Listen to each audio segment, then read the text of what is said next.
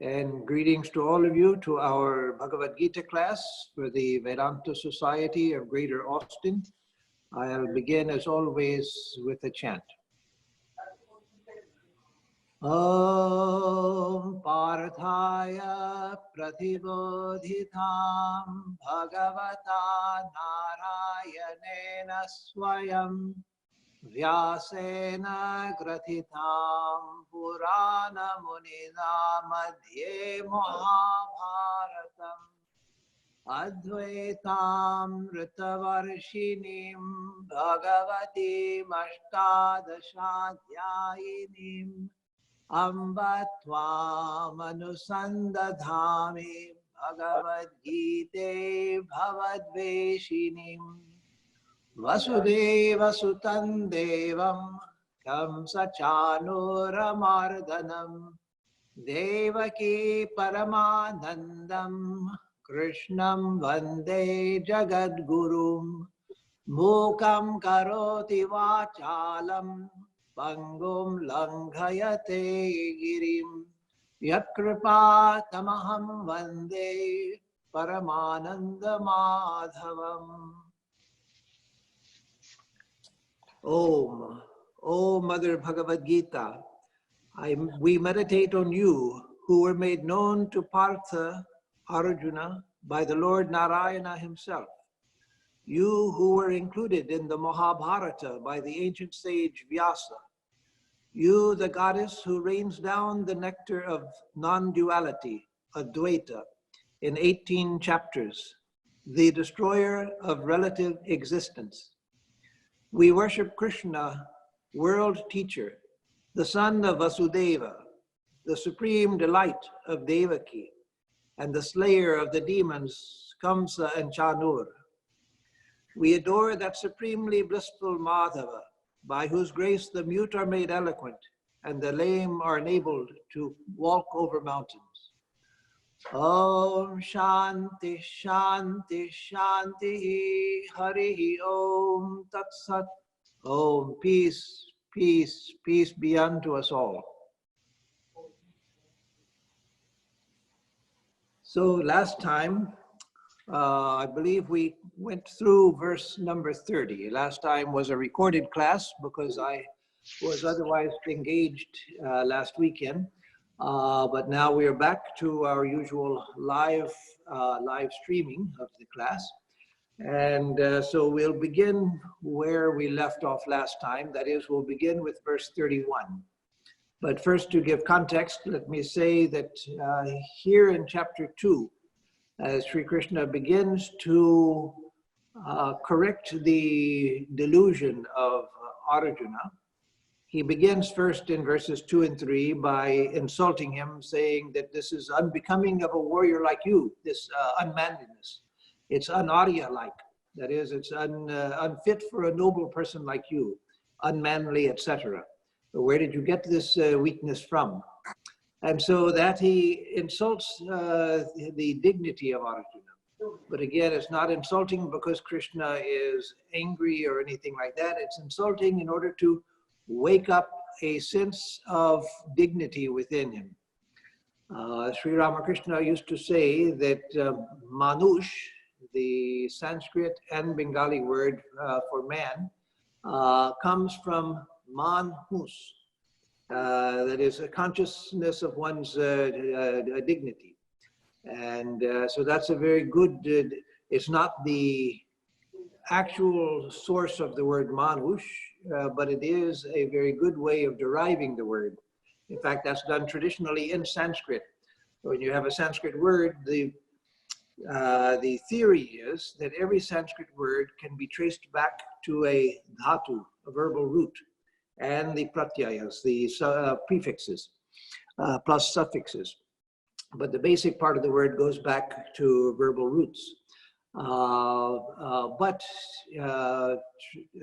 also there was the tradition of taking a word and finding a fanciful way of deriving it to give it a deeper meaning.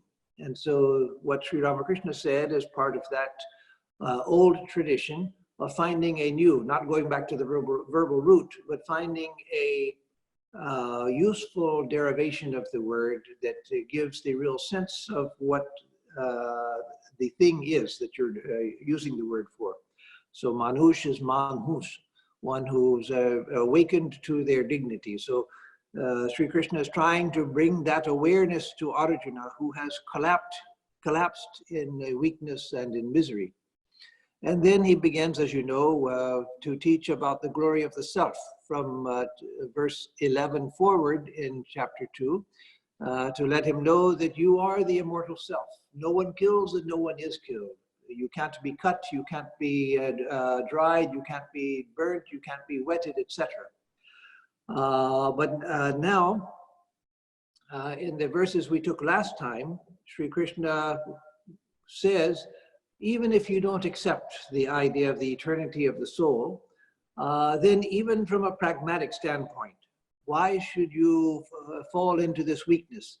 Everyone born dies, and everyone who dies is reborn, and that's inevitable. So why should you be completely undone by the inevitable? You accept it. This is the nature of life. Beings die and beings are born again. So do your duty. Don't be overcome by the idea and the foreknowledge of death. Go ahead and do your duty, because death is just part of life. So again, that was an argument saying here, Sri Krishna himself says that even if you don't accept the self as being immortal and so forth, then look at it from this standpoint.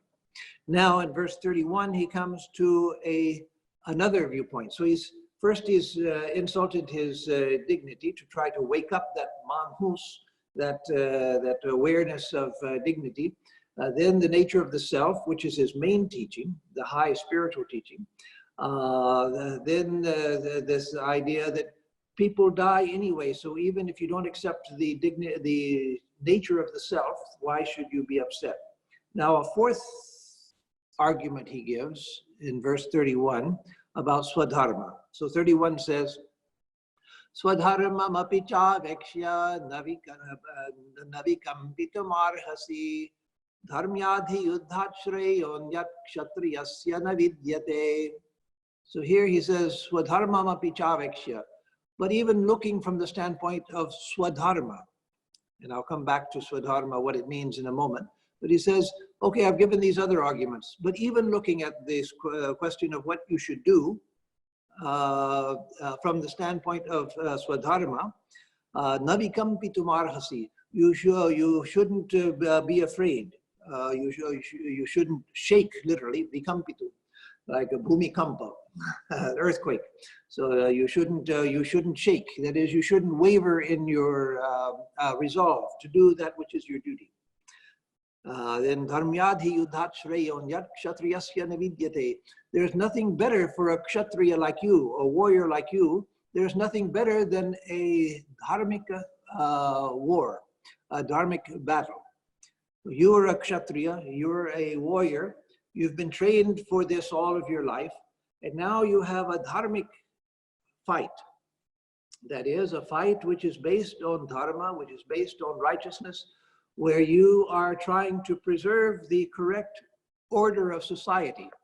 This is not, on your part, this is not a war of aggression, where you are greedy and you want more land and you want to take it from somebody else who rightfully possesses the land, that which is the cause of most of the wars throughout history.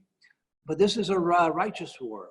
You are fighting for the proper establishment and protection of society. And so it doesn't get better than that for a kshatriya. That's what a kshatriya is trained for. So how lucky you are that this has come to you. So again, coming back to the word swadharma, that of course is a well-known word in the scriptural literature, a Sanskrit word. Dharma is a much bigger word than any particular English word. In English, we have to use a variety of terms to translate dharma in different contexts. So sometimes we say that it's righteousness, sometimes morality, sometimes it means religion, sometimes it means goodness, doing the right thing, one's correct relationship to society and so forth. But dharma is a concept which is bigger than all of those and contains all of those and much, much more. But swadharma means one's own dharma. That is that which is appropriate to you, that which is appropriate to the individual. That duty, so that's another definition of dharma, is duty. So that duty which is appropriate to you. But even duty is not a big enough term, even for this aspect of dharma or swadharma. Because swadharma means more than just what your duty is, your assigned work and your assigned lot in life. It means the very way that you approach life. It includes your place in life, your way of relating to life, that which you are to do, that which you are not to do. All of that is included within swadharma.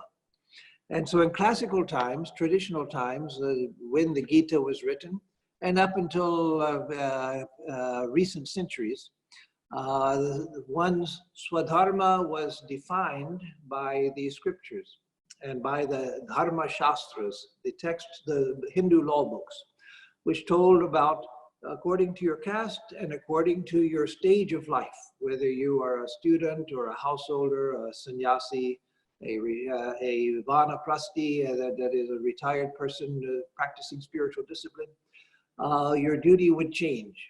And so society itself defined what your swadharma was. You be born into a certain family, and that would have a certain traditional work that you would, you yourself would follow when you grew up. And so all of that was clearly laid out.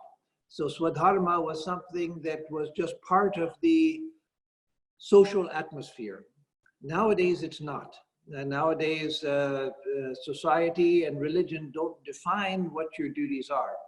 And so the good thing is that people can find that kind of employment, that kind of work, which is suitable to their temperament rather than just where they happen to be born.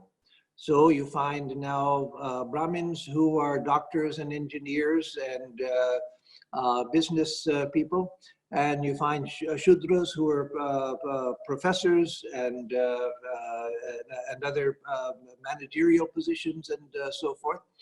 And so with all of the other castes, because that the structure of society has broken open.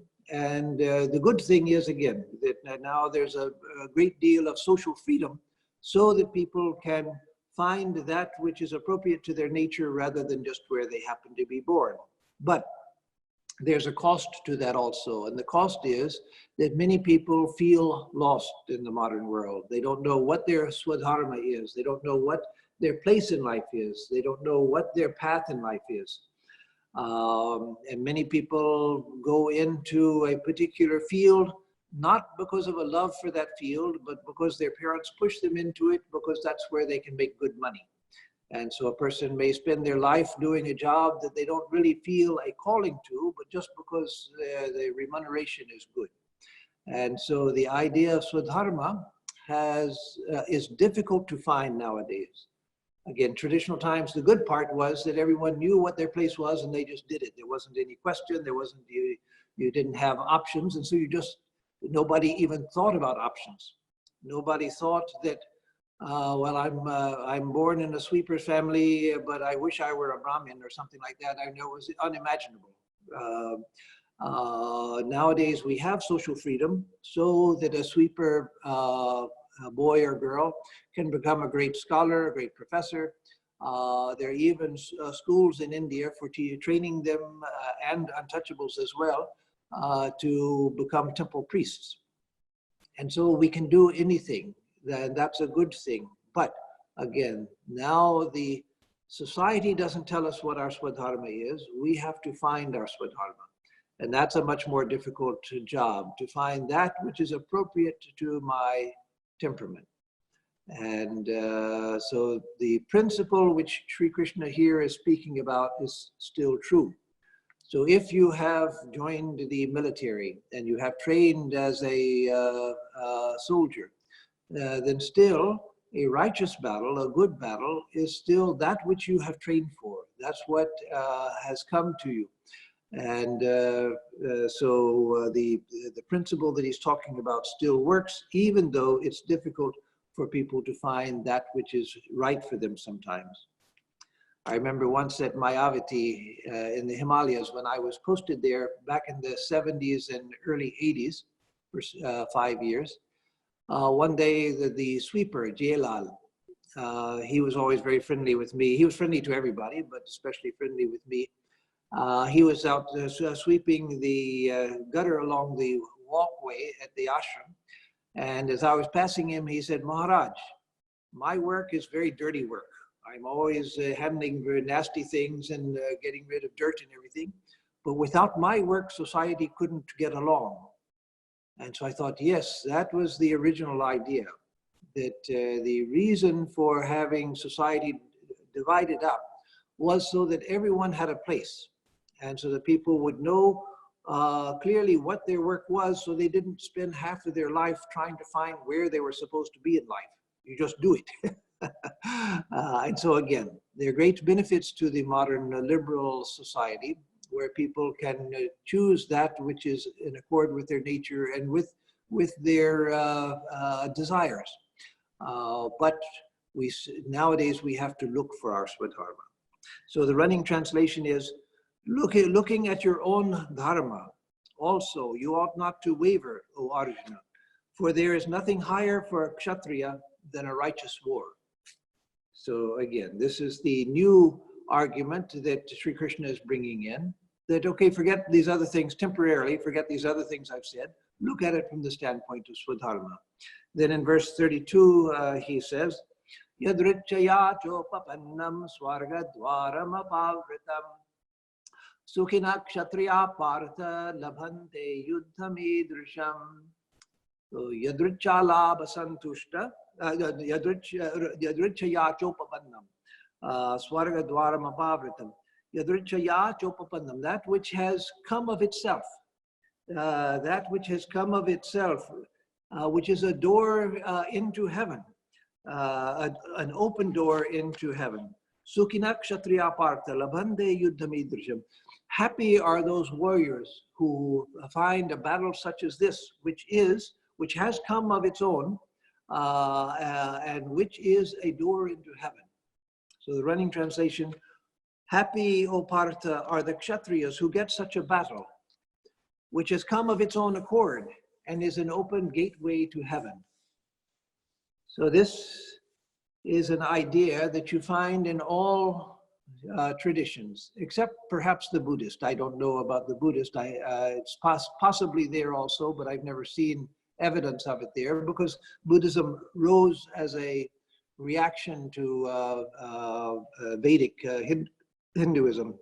But all other traditions, whether it's Christianity, Judaism, Islam, Hinduism, the Native American traditions, other Aboriginal traditions, and so forth, it was believed that by fighting in a righteous battle, not in an aggressive battle, not a battle out of greed and trying to sow terror and so forth, but dying in a righteous battle for the sake of dharma, it would open the gates to heaven. So you can see the value of teaching that idea in traditional times, because if a person had to sacrifice themselves in battle where they knew that they could be killed, then what is the use? Why am I sacrificing myself in battle for a king whom I don't even know, I don't even care for, and yet I'm asked to go out and to fight for him in battle against people I have no grudge against. I have no, as we say in American English, I have no dog in the fight. So why should I get into it? No, there had to be a motivation. And so looking at it purely from a pragmatic standpoint, this was a teaching which gave people a motivation to engage in battle fearlessly, because it meant that if you die in a righteous battle, then the gates to heaven are opened to you. Now, I'm not saying that the only reason was pragmatic. I'm saying that even if you don't accept that it may be true, there was at least a pragmatic reason.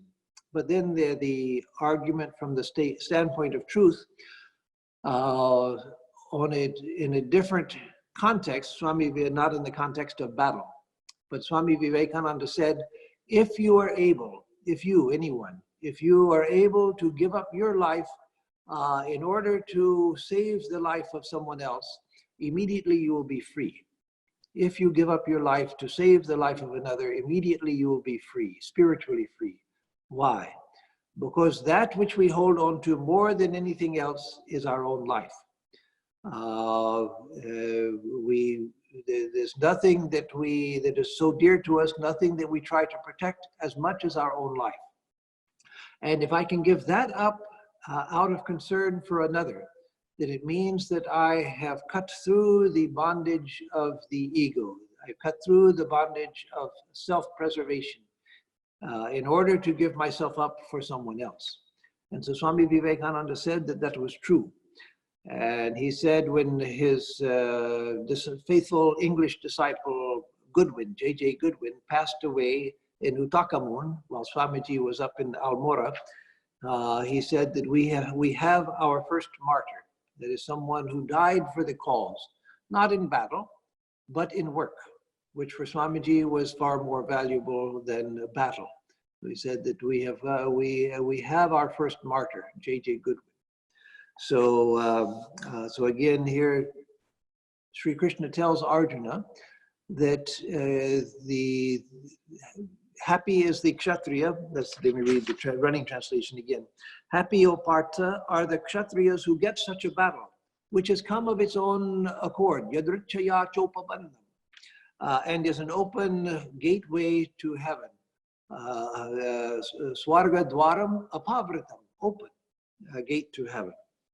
So then he continues in verse 33, Atachetvam imam dharmyam sangramam na karishyasi tatasva dharmam kirtincha hitva papam avapsyasi. Atachetvam imam dharmyam sangramam na karishyasi. If, however, if you will not fight in this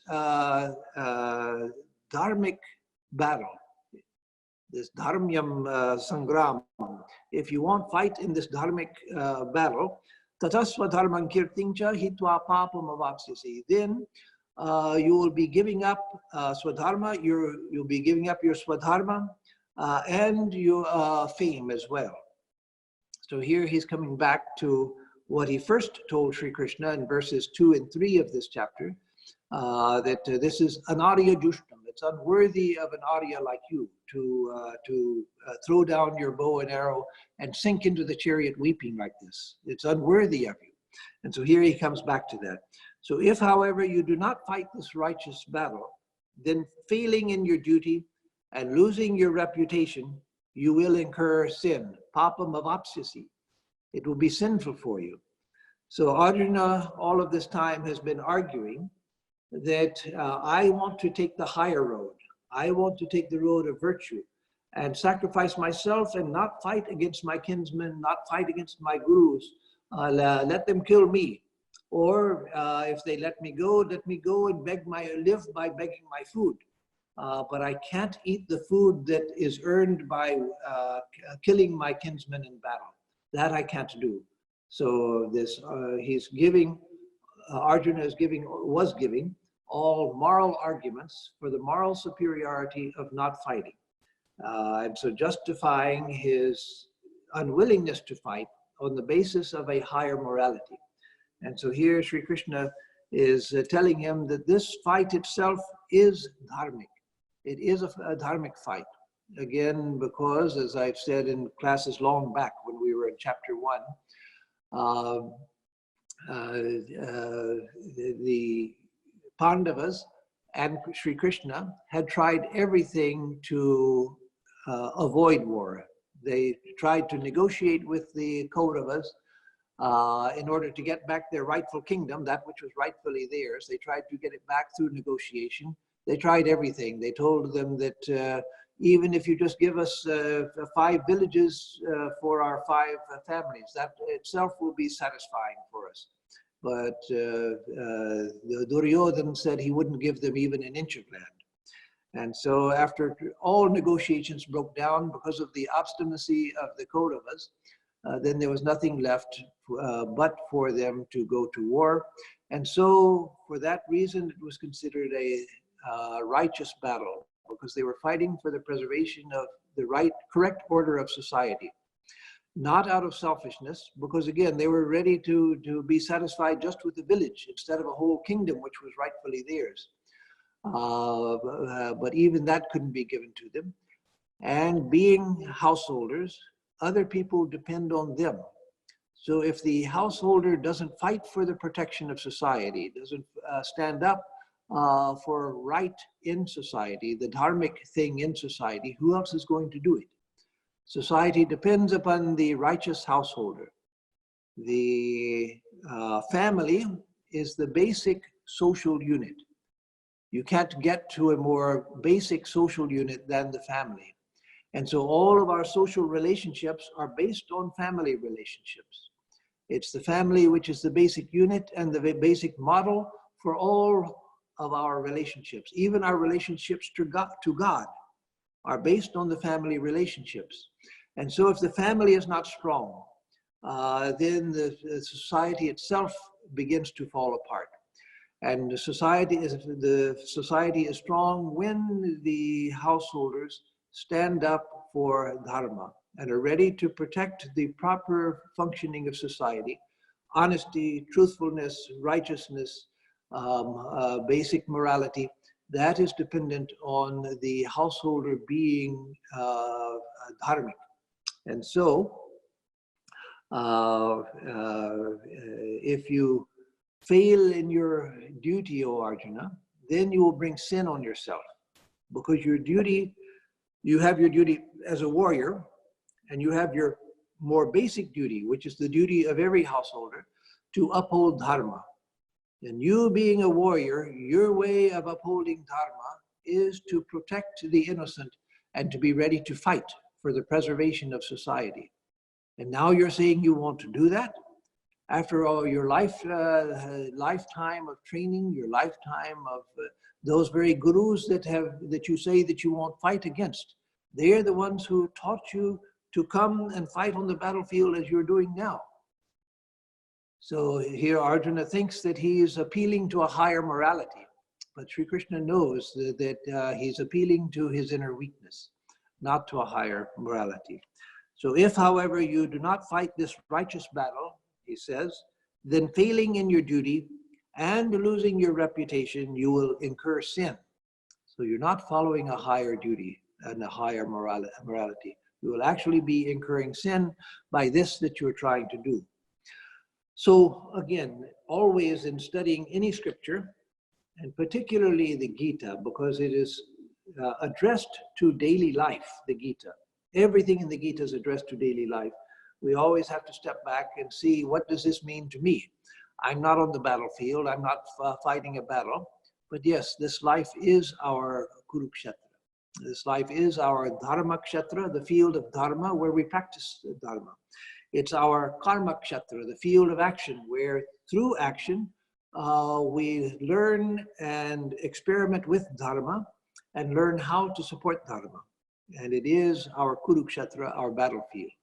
So it's by doing that which is rightfully ours, our true Dharma, our true Swadharma, that which is my own responsibility in life, by the proper performance of that, there comes virtue, comes the satisfaction of mind, which allows an inner sense of integrity, which allows me to move forward in my spiritual life.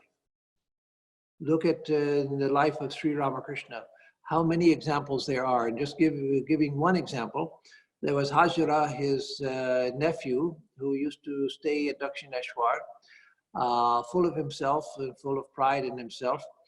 And Sri Ramakrishna found out at one time during his later years at Dakshineshwar, when the gospel was already being recorded by him, the Kathamrita.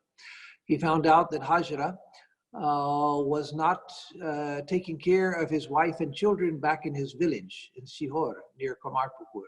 That he had he was staying at Dakshineshwar, doing nothing, just sitting around and talking to Ramakrishna's disciples and acting like a great sadhaka and trying to impress everybody with his sadhana, and ignoring his wife and children. So Sri Ramakrishna called him and said, Hazara, what are you doing? Don't you have any shame? Who is going to feed your wife and children in the village? Are the neighbors going to do it? And scolded him severely for his neglect of his duties. So if we don't do the things that are rightfully ours in life, our legitimate duties, we become lesser people. We can try to avoid our duties by claiming that we're doing something greater, something more important for humanity. No, we start with doing that which is closest to us, and then we reach out and do bigger things. But our platform is taking care of the things that are right in front of us, and then including more as we are able. So then he goes on in verse 34. Akirting chapi bhutani kathayishyanti te vyayam sambhavitasya cha kirtir maranadatirichyate.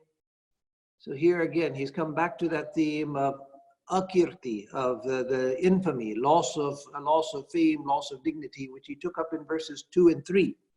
He says, Akirting chapi bhutani kathishyanti te vyayam.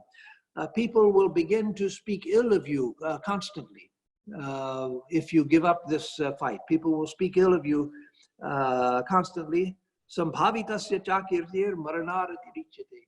And for a person who has been honored in society, infamy is worse than death itself. So for a person who has been honored, a person who has had a respectful place in society, to lose their reputation, that's worse than death itself.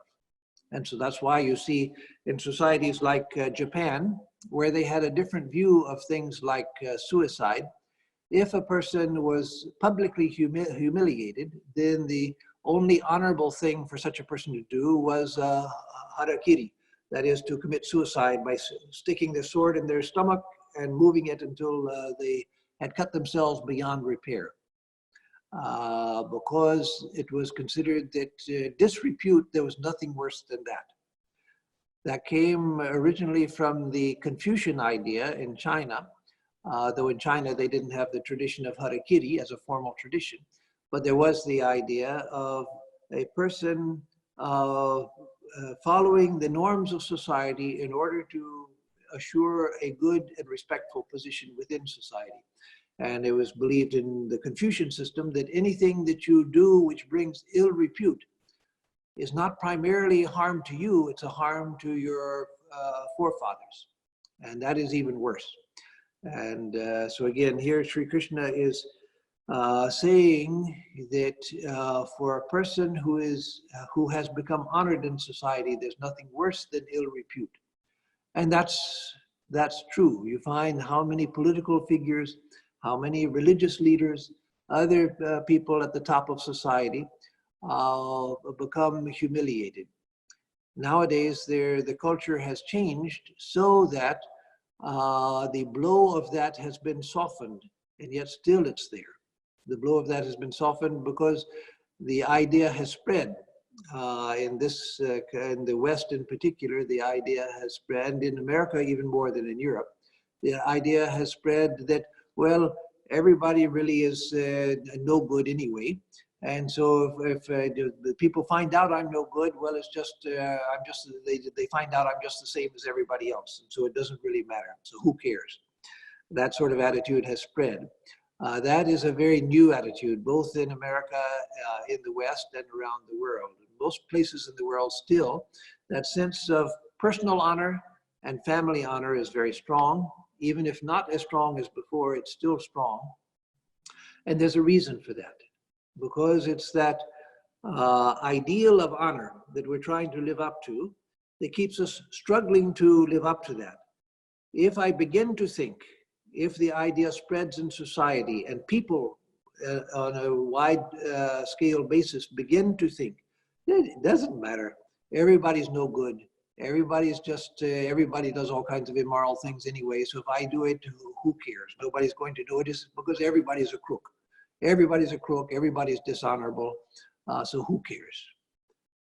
The spread of that idea is deadly to society. And you see the effects of it on American society. And so, of course, this text is taking place at a time when the sense of personal honor was extremely high, extremely high.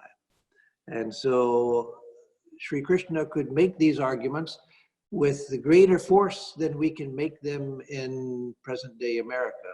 Yes, in some countries, you can still make the argument, though not as strongly as once. But here, the argument itself is beginning to lose its force.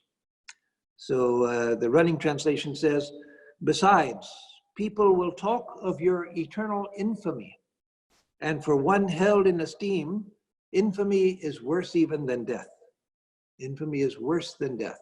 So again, the Japanese who would commit harakiri, killing themselves rather than being, it was the only honorable way out of a situation where you had been dishonored. The only honorable way out was to kill oneself in a way that society said was honorable. So that, of course, that doesn't translate to other cultures, not to India or to other cultures, but it was in Japan, the socially prescribed and honorable way of getting out of disrepute. That if you did that, then you were showing that you still had some dignity, that you were not just a completely a slave of greed and desire and unconscious impulses and things, that you could take your own life as a man. So in verse 35, he continues the thought, Bhayadranaruparadam mansyante tva muharataha tesham jate bahumato bhutva yasyasi laghavam. So Bhayadranaruparadam mansyante tvam muharataha. So the great warriors, the muharataha. Muharata had a particular definition, a person who was in control of many chariots. So just like in present day armies, you have sergeants, and you have lieutenants, and you have captains, and then you have majors, and then you have colonels, and you have generals, and generals of higher and higher rank. And so depending on your rank, you may be just a foot soldier, only responsible for following orders and taking care of yourself, or you may control a small unit of soldiers or a company, regiment, etc. So the Maharata was one who controlled was in charge of commanding a number of chariots in battle. And so these great warriors will think, mansyante, they will think that that you have left the battlefield running out of fear, that you have run from the battlefield out of fear, bhayad, out of fear. Yesham chatvam bahumatu, and those who thought well of you, bhutva yasasi laghavam, you will be thought of lightly. So yesham chatvam bahumato bhutva, those who had thought well of you, yasasi laghavam, you will be thought of lightly. So these mighty warriors will think that you have retired from battle through fear. Having been highly esteemed by them, you will fall into disgrace. So again, that appeal to Arjuna's sense of dignity. As we progress on the spiritual life, we begin to feel that an inner sense of dignity is growing within us. Not the false dignity which is often criticized in society, where a person stands on their rank, they stand on their all the externals of their position, but they don't have anything inside. That's not real dignity. Real dignity comes from inside. A sense of the innate value of one's inner being. As the closer we get to God, the more we begin to sense feeling of inner dignity arising within us. And so for such a person, then the idea of infamy, it goes completely contrary to the very nature of your being, the nature of what you feel yourself to be. And so the higher we rise, the more we spontaneously work out of that sense of inner dignity. It's not something we're trying to get and something we're trying to establish. It's something that naturally comes. But for an ordinary person, then that sense of dignity should be instilled so that they have a baseline below which they won't operate. I won't, and you see that in people who say, no, I won't stoop to that. You can offer me $1 million, it doesn't matter, I'm not going to stoop to that level. And you find in more ordinary situations where people say, well, so-and-so is insulting you so badly, why don't you respond in such and such a way? And the person says, no, I won't stoop to his level. He's doing what he does, he's making a fool of himself, and he's showing what kind of a bad person he is. I won't stoop to that level. And so a socially instilled sense of dignity also is very important, because it gives us a baseline that below this, I won't operate. This is, I won't go lower than this. I stand on my dignity, I stand on my sense of dignity, I stand on my family's dignity, I stand on the dignity of my name. All of these things, which sometimes in the modern world, some people, especially in the West, say, well, that's all false. That's all just a social construct. Who cares about that? No, we should care about that. It's may be a social construct, but it's something which is constructed for a purpose to keep society at a certain norm so that it doesn't sink. When that disappears, then you're capable of anything. If you have no sense of dignity, if you have no sense of shame, then what's to stop you from doing anything? Nothing. And so even if we haven't risen to the point where we feel an inner sense of dignity, then we should have at least a socially inspired sense of dignity that won't allow me to act in a way which is contrary to that. That is essential. That's not a fake thing. That's not being fake. All of us are just no good, and so why don't we just admit it and live as if we're no good? No, that's the very destruction of society. So these mighty warriors will think that you have retired from battle through fear. Having been highly esteemed by them, you will now fall into disgrace. And so in verse 36, he says, Avachya vadamscha bahun varishyanti tavahitaha nindantas tava samartyam tato dukkhataram nukim. So avachya vadamscha bahun varishyanti tavahitaha. Those who are your enemies, those who are the opposite of well-wisher, avahita, those who wish you ill. So those avahita, those who wish you ill, they will say many terrible things about you. Avachya vadams, things that should not be said. They will say words that should not be uttered. Unmentionable things they will say about you if you run from the battle. Nindantastava samartyam, and they will criticize your strength, your samartyam, your power, your strength, your ability. They will criticize that. Tato dukkhataram nukim. What could be more miserable than that? What could be a source of greater misery than that? That you run from the field out of fear, and first those who used to honor you, they will dishonor you. People will say that you ran out of fear, and then your enemies, and that's your friends, who will say that, oh, Arjuna now has run away in fear. Your enemies will say even worse things. They'll say many unmentionable things about you. And your enemies will be saying many unmentionable things, decrying your prowess. What can be more painful than that? So again, that is his argument. And so let me do two more verses quickly that sort of or actually not, I just need to do one more verse in order to complete this part of what Sri Krishna is saying. Hato va prapsyasi swargam jitva va bhokshase mahim tasmad yuddhaya yujyasva yuddha tasmad uttishta kaunteya yuddhaya krita nischayah. So hato va prapsyasi swargam. If you are killed, O Arjuna, then you will attain to heaven.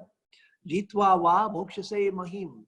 And if you win, if you conquer, then you will enjoy the earth. So one of two things is going to happen. You're going to win or you're going to lose. There's no other choice on the battlefield.